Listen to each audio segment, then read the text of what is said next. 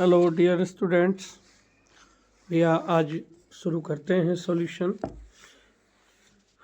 देखिएगा, बिना किसी देरी के जल्दी से स्टार्ट करते हैं। पहला क्वेश्चन है, दोहरा लेखा प्रणाली का प्रारंभ हुआ था। तो दोहरा लेखा प्रणाली का प्रारंभ इटली में हुआ था। ल्यूका पेसियोली द्वारा इसको शुरू किया गया था। ल्यूका पेसियोली इसके जन्मदाता माने जाते हैं, जो वेनिस नगर के रहने वाले थे, इटली के। उन्होंने 1494 में डी कंप्यूटिसेट स्क्रिप्चराइज एक पुस्तक लिखी, जो दोहरा लेखा प्रणाली पर प्रथम पुस्तक मानी जाती है, जिसमें दोहरा लेखा प्रणाली के कुछ नियमों का लेखों के संबंध में वर्णन किया गया है। तो बी इसका राइट आंसर हो जाएगा। दोहरा लेखा प्रणाली के अनुसार एक लिपिक रमेश को भुगतान किया गया वेतन। तो दोहरा लेखा प्रणाली के अनुसार एक लिपिक रमेश को जो भुगतान करेंगे वह हमारा नाम मात्र का खाता कहलाएगा। ठीक है, यह हमारा नाम मात्र का खाता कहलाएगा। जितने भी खर्चे, इनकम, आय, प्रॉफिट से संबंधित होते हैं वो नाम मात्र के खाते कहलाते हैं, जो हमें लाभ, आय या हानि का ज्ञान कराते हैं। यदि बैंक खाते का क्रेडिट पक्ष डेबिट पक्ष से अधिक हो तो यह इंगित करता है। तो बैंक खाते की बात चल रही है, तो बैंक खाते का क्रेडिट पक्ष डेबिट पक्ष से अधिक होता है तो ये ओवरड्राफ्ट कहलाता है।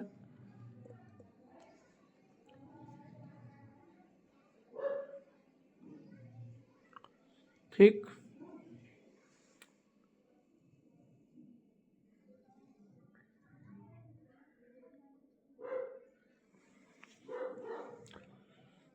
दो कड़ पुस्तक का क्रेडिट शेष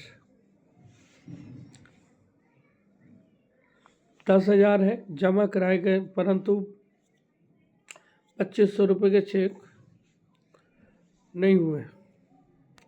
चेक जमा कराए परंतु क्रेडिट नहीं हुए 2500 रुपये।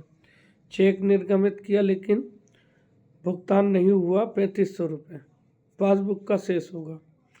रोकड़ पुस्तक का क्रेडिट शेष दे रखा है 10,000 रुपये। चेक जमा कराए लेकिन जमा नहीं हुए तो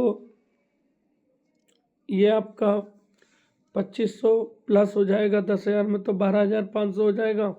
12,500 में से 3500 माइनस करेंगे तो 9,000 रुपये का बैंक अधिविकर्ष दिखाएगा। 9,000 रुपये बैंक ओवरड्राफ्ट बताएगा भैया। आगे बात करते हैं भैया, अगला निम्नलिखित में से किस में विपरीत प्रविष्टि होती है। तो विपरीत प्रविष्टि जो होती है वो विपरीत का मतलब जिसे हम कॉन्ट्रा एंट्री के नाम से जानते हैं। तो 3 कॉलम केस बुक जो होगी उसमें कॉन्ट्रा एंट्री होती है। अंकेक्षण द्वारा किए गए जांच कार्य का विस्तृत विवरण कहलाता है। तो अंकेक्षण द्वारा, अंकेक्षक द्वारा अंकेक्षण जो किया जाता है उसकी विस्तृत जांच की बात चल रही है।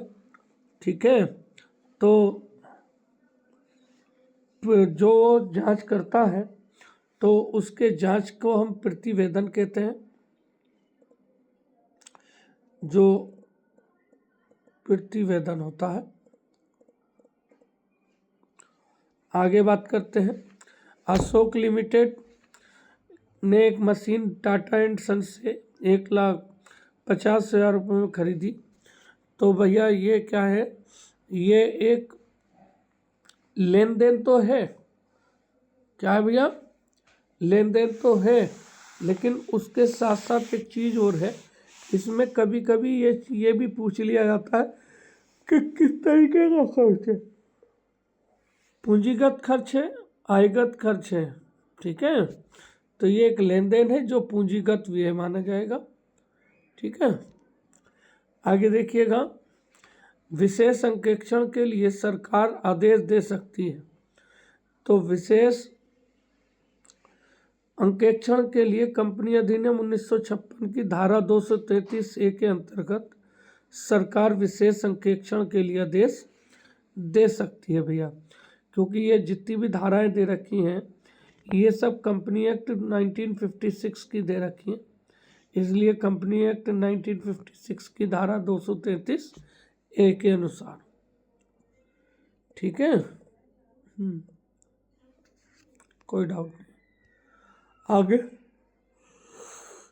यदि कोई परिसंपत्ति 50 में जिसमें से प्रतिवर्ष सीधी रेखा से अनुसार अर्थ काटा जाता है, परिसंपत्ति का उपयोगी जीवन 10 वर्ष है, तो उसका अवशिष्ट मूल्य 10,000 रुपये मूल्य ह्रास की दर होगी। तो सीधी सी बात है, 50 माइनस 10 कितना हो गया 40, 40 को 10 से डिवाइड कर दो तो कितना आ जाएगा 4,000, 4,000 को 4,000 बटे 50,000 गुणा 100 करेंगे तो ये 8% इसका आ जाएगा।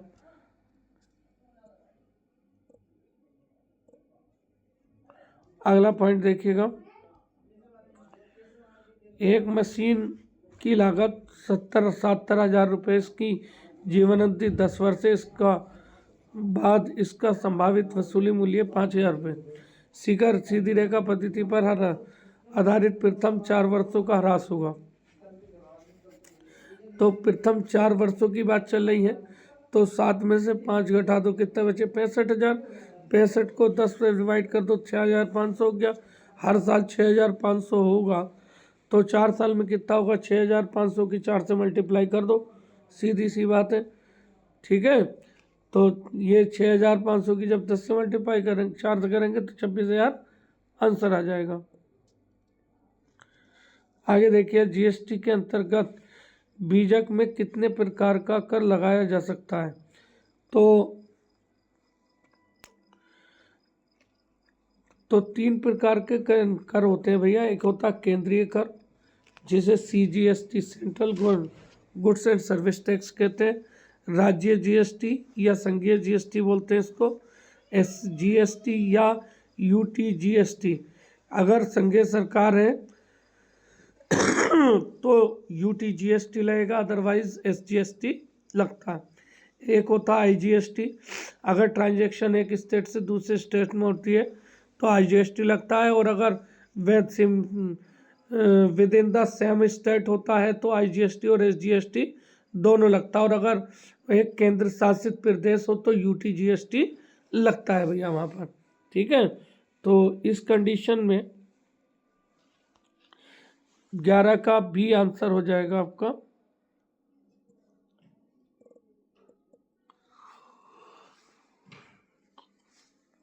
आगे बात करते हैं भैया, जब तलपट में अंतिम स्टॉक सम्मिलित किया जाता है तो इसे केवल आर्थिक चिट्ठे के संपत्ति पक्ष में दिखाया जाएगा और कहीं नहीं दिखाया जाएगा।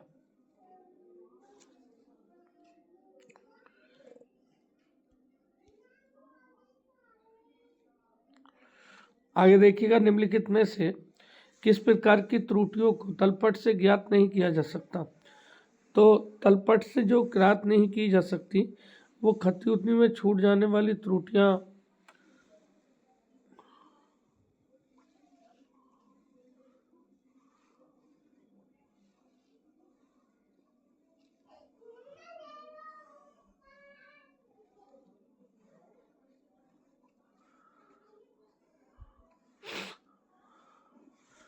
तो भैया असल में क्या होता है देखिएगा, तलपट से छूट जाने वाली अशुद्धियां, तो पंजीयन खातों के योग करने की त्रुटियां, ये योग गलत लग सकता है, अधिक भी लग सकता है और कम भी लग सकता है।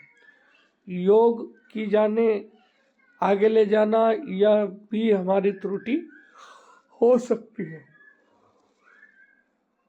खतौनी में छूट जाने वाली अशुद्धियां त्रुटियां, तो खतौनी का मतलब हो गया कि डेफिनेट सी बात है, इसके अलावा बाकी सब एक पक्षीय हैं, ये एक पक्षीय और द्विपक्षीय दोनों हो सकती है। छूट जाने वाली अशुद्धि, खतौनी से छूट जाने वाली त्रुटियां, तो यहाँ पर त्रुटि नहीं, एक पक्ष में लिख दिया दूसरे पक्ष में नहीं लिखा तो वो एक पक्षी हो जाती, प्रभावित करती, लेकिन यहाँ लिखा खतौनी में छूट जाने वाली त्रुटियां। तो ऐसी त्रुटियां जो कतई होने से छूट जाती हैं वो हमारी डबल साइडेड ही कहलाती हैं एक तरह से। जब तक हमें नहीं बता रखा कि एक में कर दिया और एक में नहीं किया तो हम दोनों को ही छोटा हुआ मान के जाएंगे कि जब कोई जर्नल में ही नहीं हुई तो वो लेजर में पोस्टिंग कैसे होती है मानकर चलते हैं। ठीक है,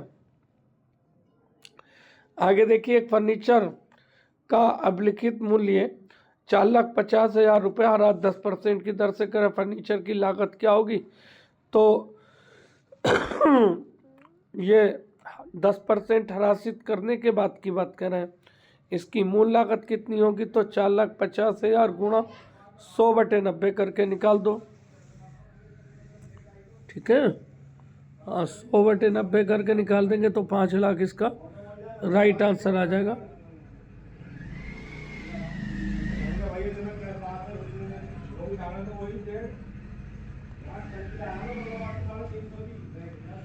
आगे देखो, एक व्यवसायी प्रारंभिक स्टॉक को लागत से 10% अधिक पर मूल्यांकित करता है।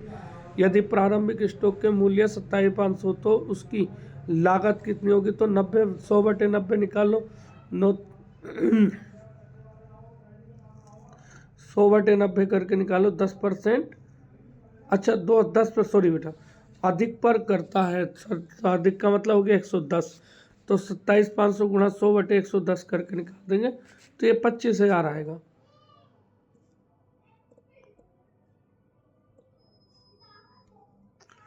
आगे देखिएगा, वर्ष के दौरान क्रय 60,000 रुपये के थे।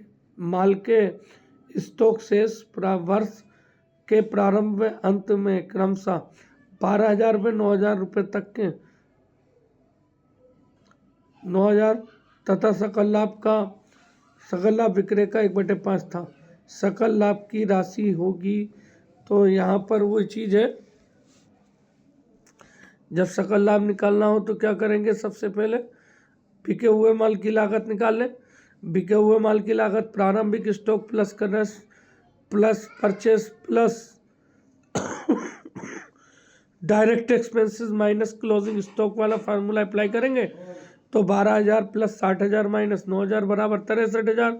अब 63,000 का हमें जो निकालना है प्रॉफिट दिया है सेल्स पर, 63,000 गुणा 100/100 माइनस 20 करके निकालेंगे तो ये आएगा हमारा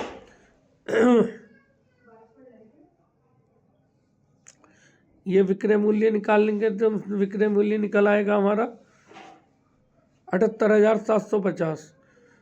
ठीक है, 63,000 गुणा 100/80 करेंगे तो 78,750 आ जाएगा। ठीक है, आगे तो जब हमारा ये आ जाएगा विक्रय मूल्य तो लाभ कितना होगा भैया? 78,750 में 63 घटा दो, 15,750 आएगा। 15,750 इसका राइट आंसर हो जाएगा ए का।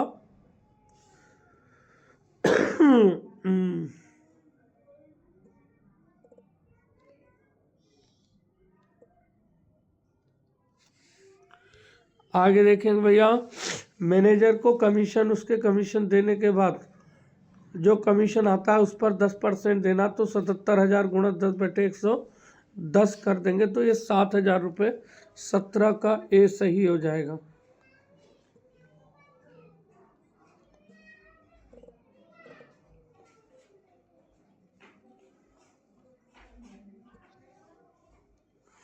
अग्रिम प्राप्त आय होती है, तो अग्रिम प्राप्त आय जो होती है हमारा एक तरह से दायित्व होती है, इनकम तो होती है लेकिन दायित्व कहलाता है।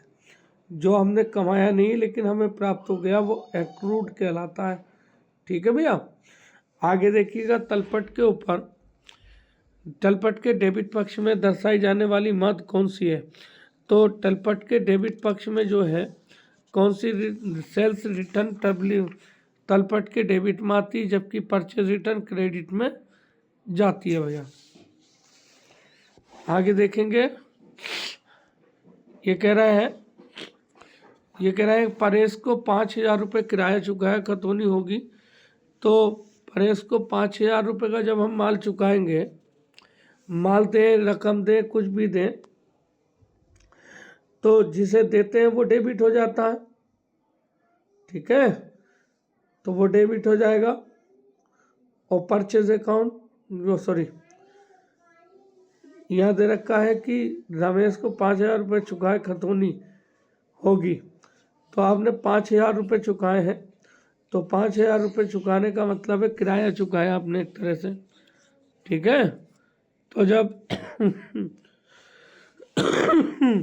किराया चुकाएंगे तो जिसे चुकाएंगे वो डेबिट हो जाएगा और कैश अकाउंट क्रेडिट हो जाएगा। तो यहाँ पर जो है purchase account debit to cash account या बैंक अकाउंट हो जाएगा, ठीक है। तो ये हो जाएगा इसका डी हो जाएगा।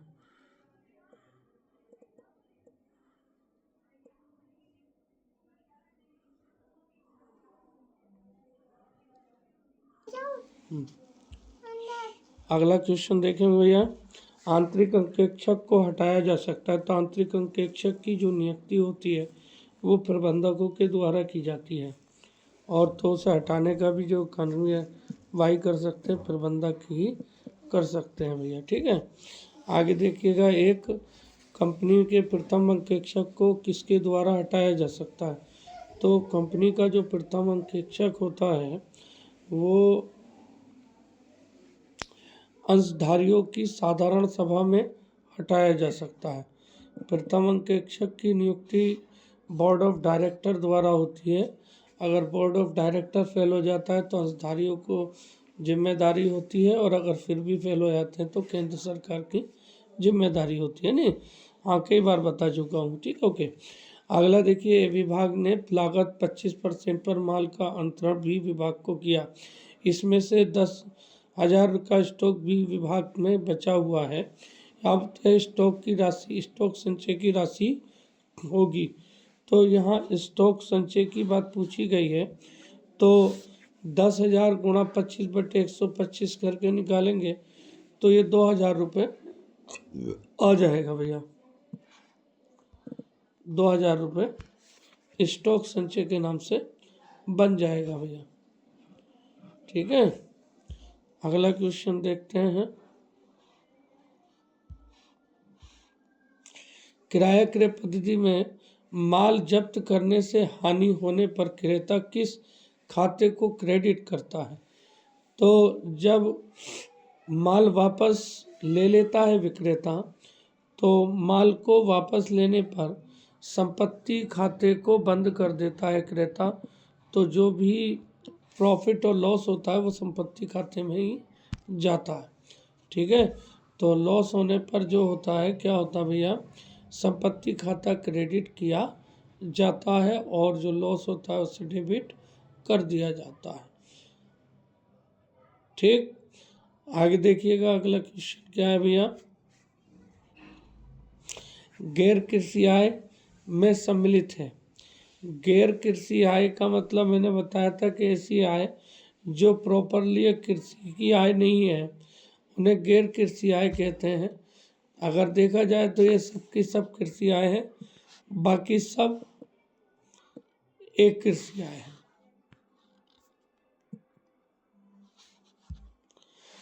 आगे देखेंगे भैया, अगला क्वेश्चन, यदि लघु कार्य के अपलिखित करने की अवधि समाप्त हो गई हो तो लघु कार्य को पट्टेदार द्वारा खाते में हस्तांतरित किया जाता है। तो ऐसी राशि जिसको अपलिखित करने का अधिकार समाप्त हो जाता है उसे हानि मान करके P&L अकाउंट में हस्तांतरित कर दिया जाता है, लाभ हानि खाते में हस्तांतरित कर दिया जाता है, ठीक है। जिसको अपलिखित भविष्य में करने का अधिकार समाप्त हो गया है उसे हानि मान करके लाभ हानि में डाल दिया जाता है। दिवालिया लेख में सूची एच किस से संबंधित है। सूची एच का जो संबंध होता है वो डेफिशिएंसी से होता है, ठीक है, यानी कमी की राशि से होता है। ये हिंदी में छपने से रह गया, ठीक है। आगे देखिएगा, सकल लाभ की दर 15%, प्रमाण बिक्री 4 लाख, वास्तविक बिक्री 3 लाख। तो लाभ की हानि क्या होगी, तो भैया डिफरेंस कितना हुआ, शॉर्ट सेल हुई 4 लाख में से 3 लाख घटा दो, 1 लाख, 1 लाख का 15%, 15,000 रुपये जो है वो हमारी शॉर्ट सेल्स हो गई। 15,000 रुपये जो है लाभ की हानि हो गई भैया। तो 15,000 रुपये जो है लाभ की हानि मानी जाएगी।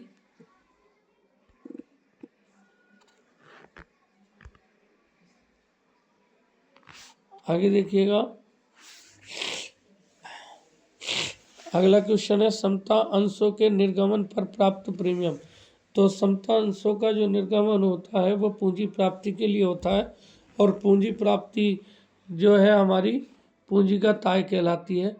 ठीक है, पूंजीगत आय कहलाती है। आगे देखिएगा,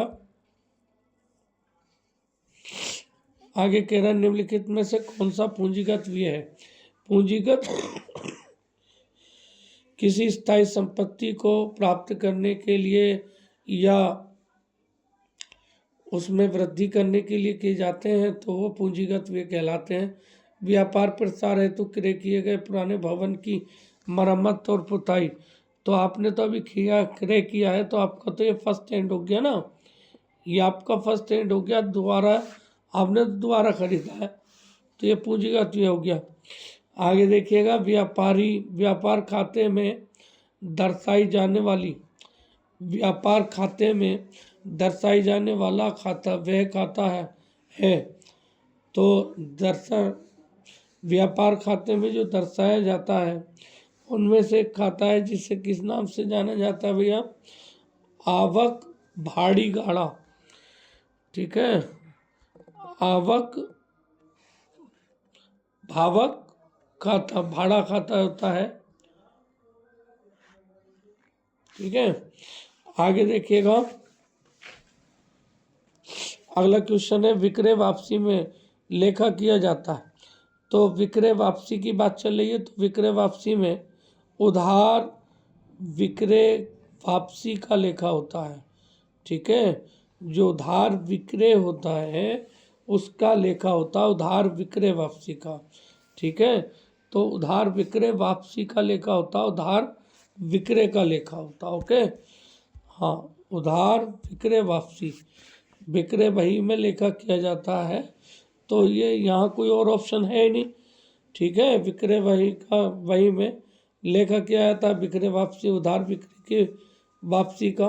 ठीक है, या सेल्स इनवर्ड कहा होता, बिक्री आंतरिक लिखा होता तो भी चलता, लेकिन ये यहाँ कोई और ऑप्शन नहीं दे रखा, इसलिए उधार विक्रय की बात आती है। तो उधार विक्रय से मतलब कि जब हम जो है कुछ कभी नकद कभी उधार बेचते हैं। ठीक है, आगे बात आती है अशुद्धियों के सुधार हेतु लेख किस सहायक बही में किए जाते हैं। तो अशुद्धियों के सुधार के लिए जो लेख किए जाते हैं वो कहाँ पर किए जाते हैं भैया, देखो अशुद्धियों का जो सुधार होता है वो जर्नल प्रॉपर में होता है, मुख्य जर्नल में होता है। आगे देखिएगा, अंतिम स्टॉक की राशि दे रखी है, ओपनिंग स्टॉक दे रखा, परचेज दे रखा, परचेज बैजेस दे रखी है, कैरेज इनवर्ट दे रखा है।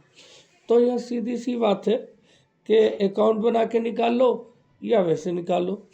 ठीक है, यहाँ हमें क्या निकालना है भैया, अंतिम स्टॉक की राशि क्या होगी ये बताना है।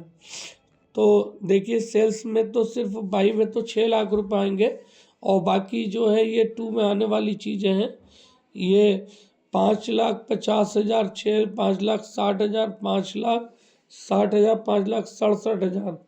ठीक है, 5,67,000, और जो रेट ऑफ ग्रॉस प्रॉफिट है वो 20% ऑन कॉस्ट है भैया। 20% ऑन कॉस्ट का मतलब हो गया 20/120 यानी 1/6, तो 1 लाख हो जाएगा। तो 1 लाख ये, ठीक, तो यहाँ पर हमारा क्या हो जाएगा भैया,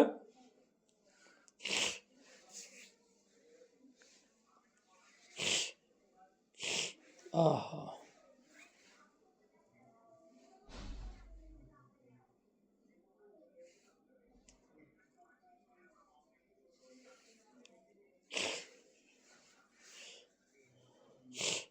प्लस ग्रॉस प्रॉफिट कर लिया हमने 1 लाख का, माइनस सेल्स 6 लाख रुपए कर देंगे। ठीक, तो इस तरह से एडजस्टमेंट करके ये 67,000 रुपये आपका आ जाएगा। बी राइट आंसर हो जाएगा, बी राइट आंसर हो जाएगा। आगे देखिएगा भैया, ख्याति को दिखाया जाता है तो ख्याति को जो दिखाया जाता है वो आर्थिक चिट्ठे के संपत्ति पक्ष में नॉन करंट एसेट्स के शीर्षक के अंतर्गत दिखाया जाता है, इंटेंजिबल एसेट्स के रूप में।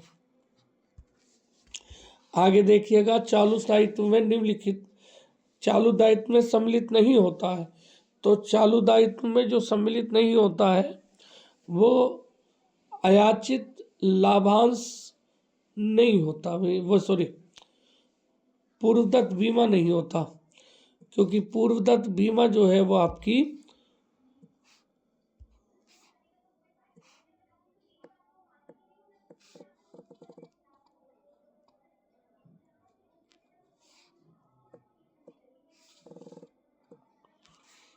ये आपका पूर्वदत्त बीमा कर चालू संपत्ति होगी, चालू दायित्व नहीं होगा। आगे बात करते हैं भैया, आहरण पर ब्याज हस्तांतरित किया जाता है, तो आहरण पर जो ब्याज होता है उसे हम लाभ हानि खाते के क्रेडिट पक्ष में डाल करके दिखाते हैं। ओके, आगे देखिएगा, व्यापारी का जीवन बीमा कराने पर व्यापार द्वारा ऋण किया जाएगा। जब व्यापारी का जीवन बीमा कराने पर बीमा ऋण किया जाएगा, तो यह बात आती है, व्यापारी का जीवन बीमा कराना जो है वो आहरण में शामिल होता है, ड्राइंग में होता है, तो ड्राइंग खाते को ऋणी किया जा सकता है या आहरण किया जा सकता है। ठीक है, तो देखिएगा, या तो आहरण या ऋणी। ठीक है, तो यार ऋणी तो कहीं है नहीं। ठीक, तो क्या हो जाएगा, आहरण इसका राइट आंसर हो जाएगा।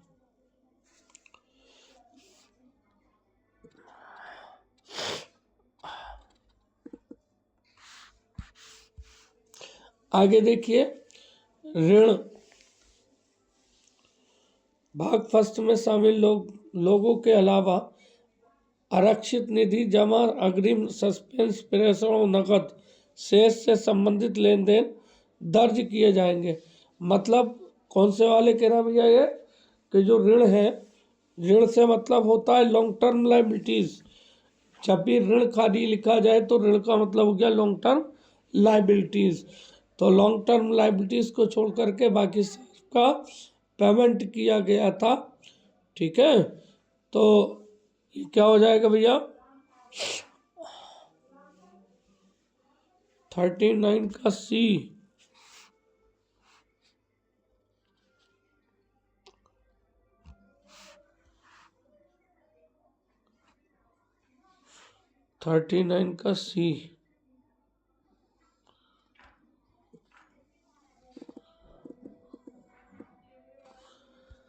आगे देखेंगे भैया, अगला क्वेश्चन है, सरकारी खातों में लेन देन के वर्गीकरण का निकट संदर्भ होता है। तो सरकारी खातों का जो निकट संदर्भ होता है समारोह, कार्यक्रम और गतिविधि से होता है भैया। ठीक है,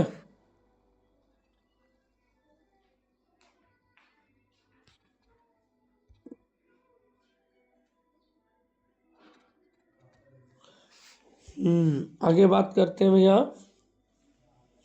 ये हो जाएगा।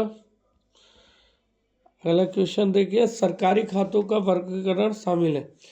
तो सरकारी खातों का वर्गीकरण 6 स्तर में शामिल होता। सरकारी खातों को सार्वजनिक खाते, सार्वजनिक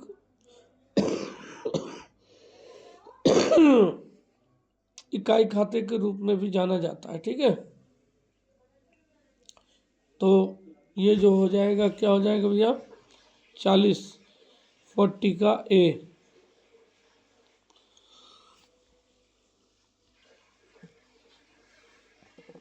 ये हो जाएगा। आगे देखेंगे, सरकारी खातों का वर्गीकरण शामिल है। तो सरकारी खातों का वर्गीकरण 6 स्तरीय होता है या 6 स्तर होते हैं।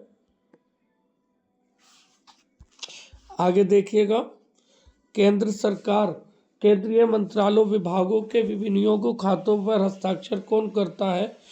तो केंद्रीय मंत्रालय विभागों के विनियोगों खातों पर हस्ताक्षर कौन करेगा।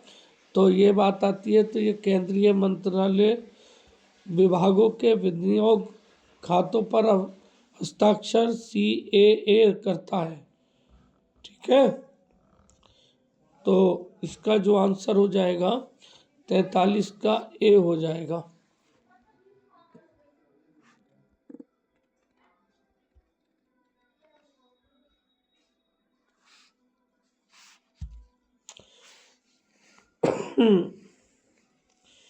ये असल में CAA हो गया। ठीक है,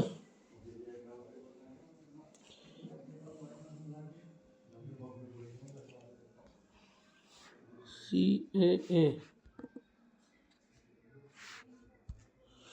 आगे देखेंगे भैया, संघ सरकार विनियोग खाते जिन्हें संसद में प्रस्तुत किया जाना आवश्यक है द्वारा किया जाता है। ठीक है,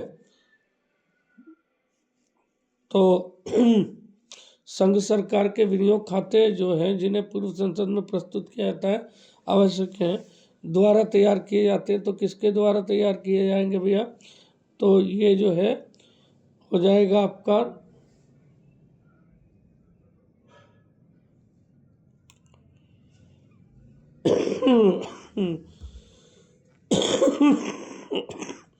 ये ये हो जाएगा CGA।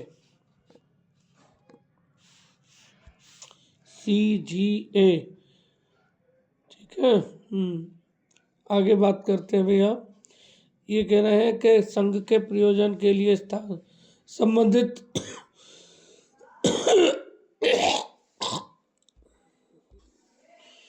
ठीक है भैया, तो संघ सरकार प्रयोजन से संबंधित शीर्षकों के अंतर्गत वार्षिक प्राप्ति और सभी उसके शीर्ष शेष राशि का विवरण दर्शाने वाले खाते कहलाते हैं। तो ये वित्त खाते कहलाते हैं। आगे देखिएगा, सामान्य वित्तीय लेखा नियम के नियम 20 में प्रावधान है कि सार्वजनिक धनराशि विभागीय राजस्व स्टाम्प या संपत्ति की हानि की सूचना विलंब दी जानी चाहिए। ठीक है, तो ये जो है वास्तव में किससे संबंधित है भैया। ये ठीक वरिष्ठ अधिकारी और महालेखाकारों को। तो ये किसको देनी चाहिए, ठीक वरिष्ठ अधिकारी और महालेखाकारों को दी जानी चाहिए। ठीक है, आगे देखिएगा, पासबुक के अनुसार 15,000 रुपये चेक निर्गमित किए। पासबुक के अनुसार शेष है 15,000 रुपये का चेक निर्गमित किए, लेकिन भुगतान के लिए प्रस्तुत नहीं हुए 4,000 रुपये के। ठीक है, तो माइनस हो जाएंगे, तो 15 4 -4 कर दो तो ये हो जाएगा 11,000 बचेगा। आगे देखिए 1,000 रुपये के भी हुए बैंक ने लगाए लेकिन नहीं हुए, तो प्लस कर दो, तो 12,000 रुपये इसका राइट आंसर हो जाएगा। ठीक है, तो रोकड़ पुस्तक का जो शेष होगा वो 12,000 रुपये होगा, ये इसका राइट आंसर हो जाएगा। सॉरी 12,000 रुपये 1200 हो गया भैया, एक जीरो कम लग रहा है तो जीरो बढ़ा दो इसमें, ये 12,000 होगा है नी। हाँ, तो ये 12,000 होगा, ये गड़बड़ हो गया, थोड़ा मिसप्रिंट हो गया, ये राइट आंसर हो जाएगा। आगे देखिए, निम्नलिखित संख्याओं में से कौन सी संख्या अपरिमेय संख्या है। तो अपरिमेय संख्या का मतलब होता है कि जो P/Q के रूप में नहीं लिखी जा सकती है नी। तो यहाँ देखिएगा P/Q यानी 25/1 अगर हम लिखें तो लिख सकते हैं 25/1।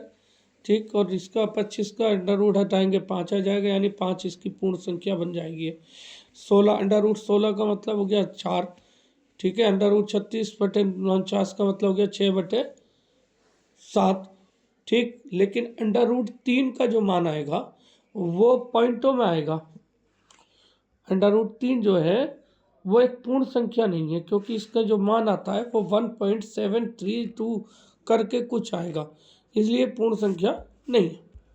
आगे देखिए 1/2 की, आज ये पहले भी मैंने कराया था आपको, 1 की पावर 2 की पावर 3 की पावर 2 डॉट डॉट 20 की पावर बराबर 2870। तो क्या होगा, तो यहाँ पर हम क्या करते हैं, इनके फैक्टर बना लेते हैं। तो 2 का फैक्टर क्या होगा, 1 गुणा 2, 4 के फैक्टर होंगे 2 गुणा 2, फिर 6 के फैक्टर होंगे 2 गुणा 3। इसी तरह से हम आगे अगर बढ़ते चले जाएंगे तो फैक्टर करते चले जाएंगे तो देखेंगे कि सभी में 2 कॉमन है। जब 2 स्क्वायर कॉमन ले लेंगे तो अंदर क्या बचेगा, 1 स्क्वायर 2 स्क्वायर 3 स्क्वायर 20 तक, है नहीं, 20 स्क्वायर तक हो जाएगा। अब इनकी वैल्यू पुटअप कर दो, क्योंकि ऊपर तो 1 square plus 2 square plus 3 square plus dot dot 20 square बराबर 2870 है। तो 2 का स्क्वायर 4, 4 की गुणा 2870 से कर देंगे। जब 2870 से 4 की गुणा करेंगे हम, तो यह हमारा जो है 11,480 आ जाएगा। 4 7 28, 4 8 32, 2 34, 4 दूनी 8 और 2 3 11 है, ठीक है। तो यह हमारा 11,480 सही राइट आंसर हो जाएगा। 10 भुजा वाले समबाहु भुज के प्रत्येक बहिष्कोण का मान क्या होगा, ठीक है। तो क्या कह रहा है, समबाहु त्रिभुज की बात कर रहा है। समबाहु त्रिभुज का जो होता है, बहिष्कोण के प्रत्येक बहिष्कोण की माप बतानी है, तो उसका फार्मूला था 360 डिग्री अपॉन n। n मतलब नंबर ऑफ कोण, ठीक है। तो नंबर ऑफ कोण के लिए हम क्या करेंगे, 360 को 10 से डिवाइड करेंगे तो 36 डिग्री इसका आंसर आ जाएगा। 36 डिग्री इसका आंसर आ जाएगा। आगे देखिएगा, एक बेलन का आयतन 924 घन सेंटीमीटर प्लस 264 वर्ग सेंटीमीटर। बेलन की ऊंचाई क्या होगी, तो देखिएगा एक मिनट। आयतन जो होता, बेलन का आयतन होता πr²h। πr²h जो है, तो πr²h बराबर 924 है। और वक्र पृष्ठ जो होता है वो 2πrh होता है। 2πrh बराबर कितना है, 264। आगे क्या कह रहे हैं कि इन दोनों का हमें क्या बताना भैया, तो देखिएगा क्या क्या आगे,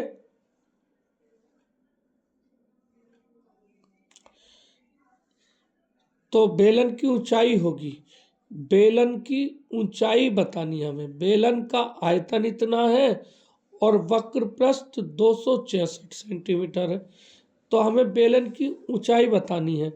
तो बेलन की ऊंचाई बराबर क्या हो जाएगा भैया, वक्र पृष्ठ क्या होता है, 2πrh होता है, ठीक।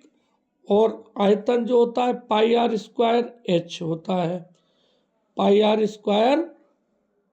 होता है। तो यहाँ पर r की जो वैल्यू है, पहले r की वैल्यू निकाल लेते हैं। r की वैल्यू कैसे निकलेगी भैया, तो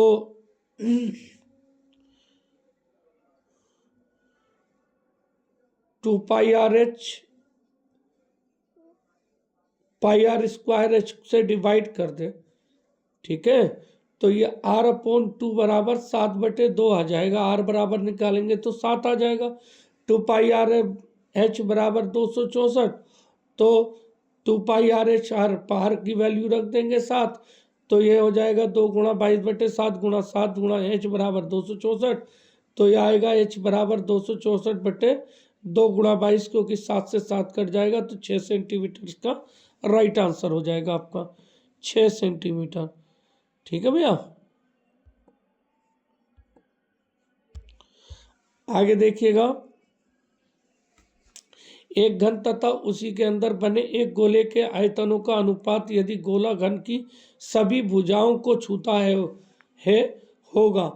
तो यहाँ पर क्या कह रहे हैं भैया कि घन का जो गोला है, एक घन है, घन तथा उसी के अंदर बने एक गोले का आयतन का अनुपात बता रहा है, ठीक है। तो घन का आयतन जो होता है वो भुजा की घात 3 होता है, और गोले का जो आयतन होता है वो 4/3 πr³ होता है, ठीक है। तो इसका क्या होगा कि यहाँ पर देखिएगा, एक घन तथा उसी के अंदर बने गोले के आयतन का अनुपात क्या होगा यदि गोला घन की सभी भुजाओं को छूता होगा। ठीक है, तो यहाँ पर जो है घन में कितनी भुजाएं होती है? 6 भुजा होती है। ठीक है, तो घन के अंदर बने गोले की त्रिज्या जो होती है घन की भुजा की आधी होती है, और घन की भुजा जो है हमें नहीं पता, तो हमने मान लिया कि घन की भुजा बराबर x, और गोले की त्रिज्या जो हो जाएगी वो x/2 हो जाएगी। ठीक, तो इसी को रख करके हम क्या करेंगे, x⁴ बटे 4/3 पाई x/2 की पावर 3। ठीक है, तो इनमें वैल्यू पुटअप करेंगे तो यहाँ देखिएगा,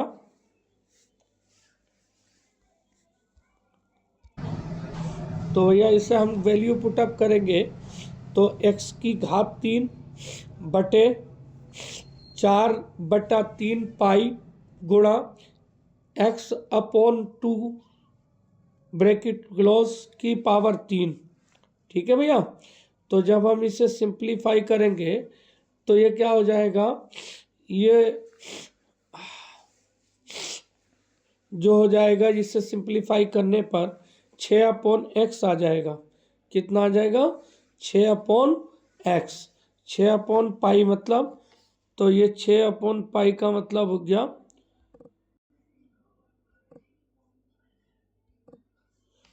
ये आंसर आ जाएगा, 20 का राइट आंसर हो जाएगा। आगे देखिएगा, ये कह रहा है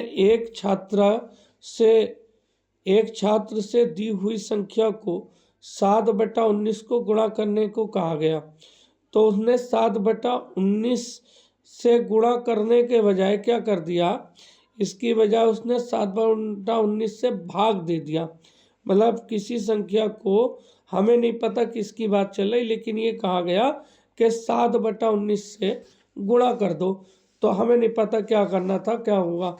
तो मान लिया हमने, माना x संख्या x है, तो क्या कहा उसने कि 7 गुणा x का अपॉन 19 करना था। ठीक, लेकिन उसने कर क्या दिया, उन्हें कर दिया 19x/7, ये आंसर ला दिया। तो इनका जो अंतर पाया गया 19x/7 बराबर 7x/19 प्लस 620। ठीक, अब इन्हें सिंप्लीफाई करेंगे, 19x/7 माइनस 7x/19 बराबर 624। इसे सिंप्लीफाई करेंगे भैया तो ये आ जाएगा हमारा 19, इसकी पावर 3, 7 की पावर 3 ब्रैकेट 1 x बराबर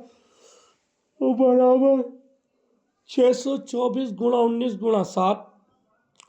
अब जब हम x बराबर लेंगे तो क्या हो जाएगा भैया, एक बार जोड़ दो एक बार घटा दो, तो सीधी सी बात है 624 गुणा 19 गुणा 7/26 गुणा 12।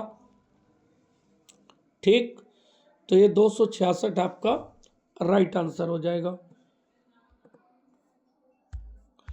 आगे देखिएगा, ये कह रहा है एक परीक्षार्थी किसी परीक्षा में 20% अंक प्राप्त करके 30 अंकों से अनुत्तीर्ण हो जाते हैं। ठीक है, परंतु अन्य परीक्षार्थी 32% अंक प्राप्त करके न्यूनतम अंकों से 42 अंक अधिक प्राप्त करते हैं, तब उत्तीर्ण होने वाले छात्रों के लिए न्यूनतम अंकों का प्रतिशत क्या होगा। तो यहाँ पर कह रहे हैं कि 20% अंक प्राप्त किए, ठीक है, तो फेल हो गए, 32% अंक प्राप्त किए तो पास हो गए। ठीक, तो 32 और 20 का अंतर कितना हो गया, 12%, और 12% जो है उसका जो डिफरेंस है वो कितने अंकों का है, 42 का। ठीक है, और 20 का जो अंतर है वो 30 का है, तो 30 और 42 कितने हो गए, 72, तो इनका अंतर जो हो गया 72 हो गया। तो 12% बराबर 72, तो 1% बराबर 6, तो 100% बराबर 600। अब ये कह रहे हैं न्यूनतम उत्तीर्ण होने वालों की क्या होगा, तो न्यूनतम उत्तीर्ण का मतलब हो गया 600 का 20% 120, 120 प्लस 30 कर दो तो 150, 150 गुणा 100/600 करके निकालेंगे तो 25% इसका राइट आंसर हो जाएगा, 25%। आगे बात करते हैं भैया, कह रहा है B2B कॉमर्स के वैकल्पिक मॉडलों में से बाजार में प्रतिस्पर्धा लाभ प्राप्त करने का सबसे अच्छा साधन है। तो ये B2B की बात कर रहे हैं, तो रणनीतिक संबंध है भैया। ये क्या है, रणनीतिक संबंध की बात कर रहे हैं, ठीक है। असल में क्या होता है, स्ट्रेटेजी बनानी पड़ती है, ठीक है। B2B कॉमर्स के वैकल्पिक मॉडलों में से जो स्ट्रेटेजी रिलेशनशिप होगा बाजार के प्रतिस्पर्धा लाभ प्राप्त करने का सबसे अच्छा साधन जो है वो B2B सेक्टर है। धीरे धीरे बढ़ते हैं और विभिन्न जटिल बाजार स्थितियों में जो है अनुकूल हो सकते हैं, ठीक है। ये बाजार जो है प्रतिस्पर्धा लाभ प्राप्त करने के सबसे अच्छा साधन होता है। आगे देखेंगे भैया, अगला क्वेश्चन, एक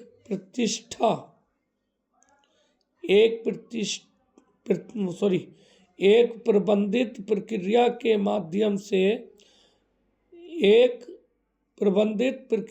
माध्यम से एक उच्च एकीकृत मूल्य प्रस्ताव के संबंध पर प्रकाश पर ध्यान केंद्रित करता है।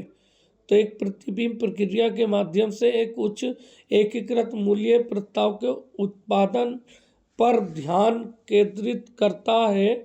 तो ये जो है भैया हब कहलाता, हब जो है क्या करता है, प्रतिबिंब करता है, ठीक है। प्रतिबंधित प्रक्रिया के माध्यम से एक उच्च एकीकृत मूल्य प्रस्ताव के उत्पादन पर ध्यान केंद्रित करता है भैया, ठीक है। आगे बात करेंगे, देखिएगा, focus on producing a highly integrated value proposition through in a managed process, ठीक है। तो ये तो हो गया यार, अब तो करा दिया। 58 देखो, ई कॉमर्स में एक व्यवसाय से संबंधित जनता के लिए उत्पाद या सेवाओं की बिक्री शामिल है, ठीक है। तो शामिल है की बात चल रही है, तो शामिल है में जो है B2B, ठीक है, बिजनेस टू कंज्यूमर जो है किसी व्यवसाय और जनता के बीच सीधे उत्पादन और सर्विस को बेचने की प्रक्रिया है। इसके अंतिम यूज़र जो होते हैं अमेज़न होते हैं, गूगल होते हैं, ठीक है, और बहुत से होते हैं, ठीक है भैया।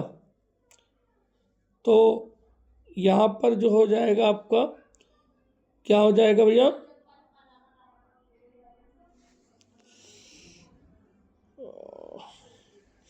बिजनेस टू कंज्यूमर, डी इसका राइट आंसर हो जाएगा।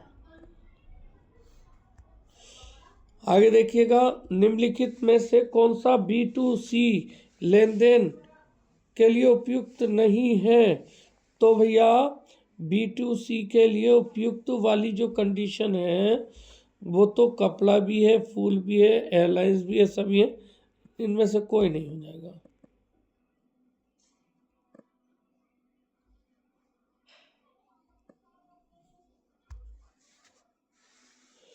आगे देखिएगा, मूल रूप से इंटरनेट पर उत्पादों और सेवाओं के ऑनलाइन विपणन और वितरण की अवधारणा है।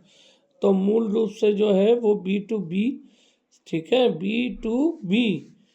B2C ठीक है। B2G, ये इनमें से बताना है कौन सा पड़ेगा। मूल रूप से इंटरनेट पर उत्पादों और सेवाओं से ऑनलाइन विपणन और वितरण की अवधारणा जो है वो वास्तव में ग्राहक बिजनेस टू कस्टमर के रूप में समझी जाती है। बिजनेस टू कस्टमर,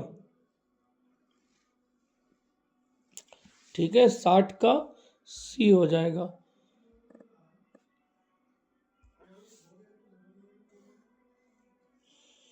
आगे देखते हैं भैया, ई कॉमर्स लेन देन में बिचौलिया को खत्म करने का फायदा है। तो जो बिचौलिया होते हैं, मीडिएटर होते हैं, उनको खत्म करने का B2C, बिजनेस टू कस्टमर में होता है। ठीक है भैया। आगे देखिएगा, ई कॉमर्स में ग्राहकों को इलेक्ट्रॉनिक नेटवर्क पर जानवरों एकत्रित करना, उत्पादों खरीदना और प्राप्त करना शामिल है। ठीक है। तो 62 में देखिएगा, 62 का जो है वो D वाला आएगा इसमें, 62 का D।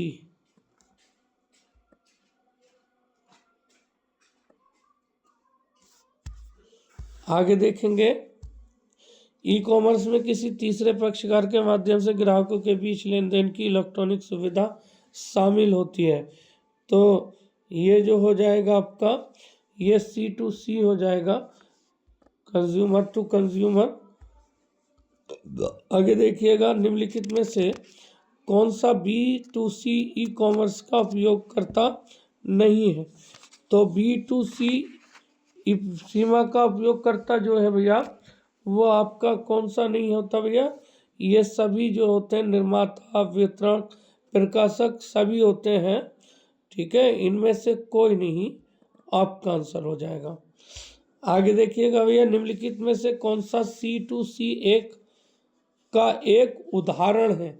C2C का मतलब हो गया कंज्यूमर टू कंज्यूमर। C2C का मतलब क्या हो गया, कंज्यूमर टू कंज्यूमर। ठीक है, कंज्यूमर टू कंज्यूमर।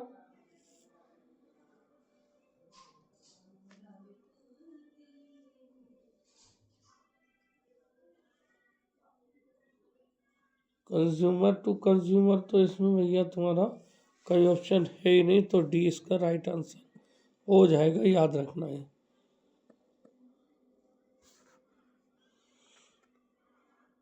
ठीक, चलिए ये आपका सॉल्यूशन पूरा हो गया। फिर बाकी नया सॉल्यूशन लेके आते हैं, तब तक इजाज़त दीजिएगा। जय हिंद, जय Bharat, thank you, good bye.